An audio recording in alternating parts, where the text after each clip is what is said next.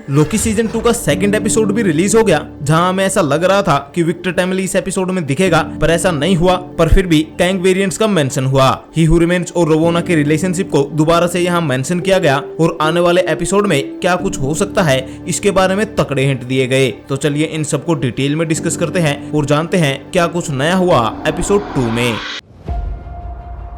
अच्छा, सच में? क्योंकि तुम्हें ऐसा लगता है कि भविष्य पहले ही लिखा जा चुका है। तुम मेरा खून नहीं कर सकते क्योंकि हम दोनों जानते हैं ये सच नहीं है। अब ऐसा नहीं होता, सिर्फ मेरी बदौलत।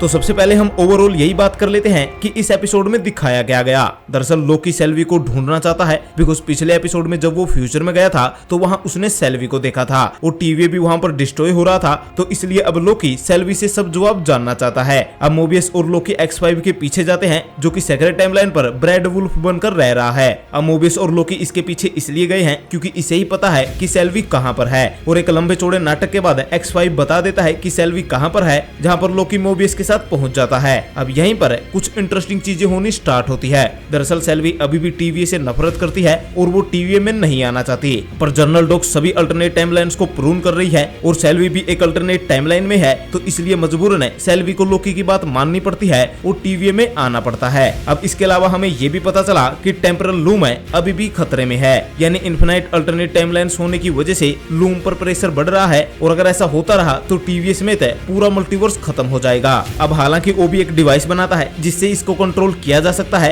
पर इसे सेट करने के लिए मिस मिनट की जरूरत है या फिर ही हू रिमेन्स की, और ये दोनों ही फिलहाल अवेलेबल नहीं है। साथ ही ये रीजन भी हो सकता है कि क्यों लोकी ने फ्यूचर में टीवीए को डिस्ट्रॉय होते हुए देखा, लेकिन मुझे लगता है कि शायद टीवीए डिस्ट्रॉय नहीं होगा, बिकॉज हमें पता है कि विक्टर टाइमली दिखने वाला है, वो भी अपनी इस डिवाइस के साथ है। तो मे भी विक्टर टाइमली लूम को कंट्रोल करने वाली डिवाइस बना दे, और जो हमें अल्टरनेट मिस मिनट दिख रही है ट्रेलर में, वो शायद मदद करे ओबी की लूम को रीसेट करने में। यानी विक्टर टाइमली को इसी तरह दिखाया जाएगा कि वो टीवीए और लोकी की मदद कर रहा है टेम्परल लूम को स्टेबल करके, और इसी तरह फ्यूचर को बचा जाएगा। वैसे इस एपिसोड में सेल्वी एक कमाल की बात कहती है जब लोकी उसे फ्यूचर की बात बताता है जहां उसने सेल्वी को देखा था। तो यहाँ सेल्वी कहती है कि फिलहाल ही हू रिमेन्स की डेथ हो चुकी है, तो सबके पास फ्री विल आ चुकी है, यानी लोकी अपने डिसीजंस को बदल कर फ्यूचर को बदल सकता है, क्योंकि कुछ भी अब पहले से डिसाइडेड नहीं है।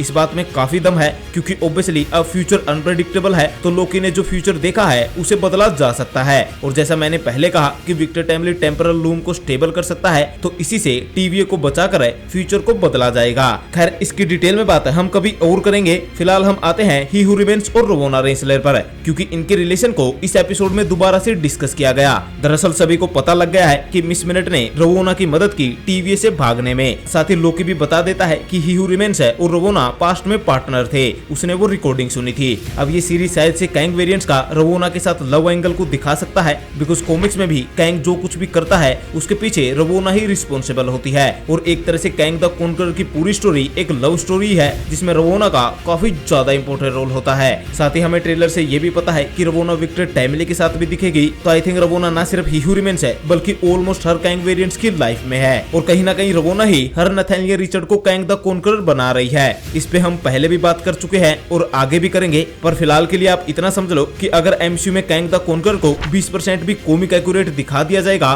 तो 110% है लोकी सीजन 2 के बाद मार्वल दोबारा से अपनी हाइप पकड़ लेगा। बस डर यहाँ यही है कि जोनाथन मेजर को रीकास्ट ना किया जाए।